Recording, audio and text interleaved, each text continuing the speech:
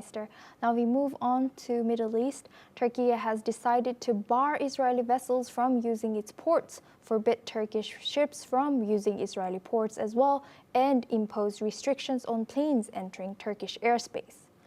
He provided few details in comments to Parliament, which appeared to summarize steps that Turkey has already taken against Israel over the war in Gaza or has started to implement.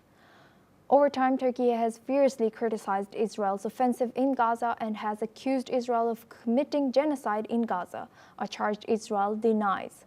Ankara has halted all trade with Israel, called for international measures against it, and urged world powers to stop supporting Israel. Now we go back to our discussion with Mark Sutherland. He's a geopolitical analyst, joins us live from London.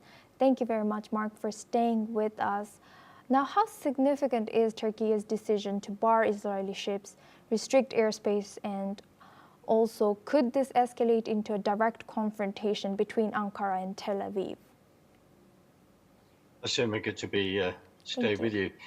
As we are watching, we're watching the whole of that region. We're watching the Turkish influence in that region, and also Turkey wanting to have influence in that region. We just remember a few weeks ago, we've had Armenia, Azerbaijan, their leaders in the White House signing a deal, creating the Trump Road. Why do I say that?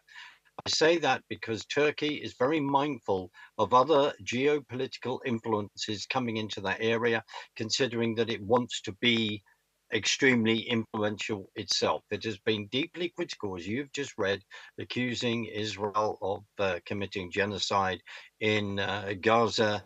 No, we are still waiting for the Israelis to make a comment on what Turkey has just done in regard to ports. We've also got to be mindful that we have had countries like the UK turn around saying, well, if this war doesn't end, then we're going to recognize a Palestinian state, which there is no such thing as a Palestinian state. Then we've had the comments from France. We've had the leader Carney from Canada. We've also had Albanese on Australia saying that, they have just banished the Iranian Revolutionary Guard from there. The Iranian ambassador is just left there as well. Why am I saying this? Because all of these factors are coming into us. We have to remember where countries want to have influence.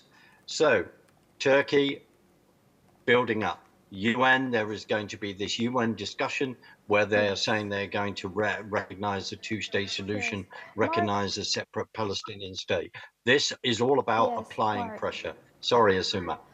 Mark, I also want to ask one more question. What impact might Turkey's suspension of all trade with Israel have on other countries in the region? Do you see any other Muslim majority countries following Turkey's lead? That may happen, Asuma. That may happen. The other thing is, it's also about where Israel gets oil from. They've got their own gas field, but where oil, etc., which is needed for the country, where those imports are. So it's all about all that kind of squeeze. And yes, you're right. This may have other countries making certain decisions, because people at the end, certain countries, Iran particularly, we have to remember that, with Hamas, with Hezbollah, with the Houthis, the Israelis have just taken out various things in regard to in Yemen with the Houthis. They have responded with a lot of force as the Houthis have been firing rockets into Israel. It's all part of that, where Turkey will offer support. By closing this, we are waiting to see if there's going to be other reactions from other countries, because Azuma, as I've said, constantly, this is about countries seeking geopolitical control in any way that they can, first of all, before anyone then resorts to violence. Azuma. Yes, indeed. Thank you very much, Mark, for always joining us and sharing that insight. Thank you very much. Now we Thank you. Now we move on to our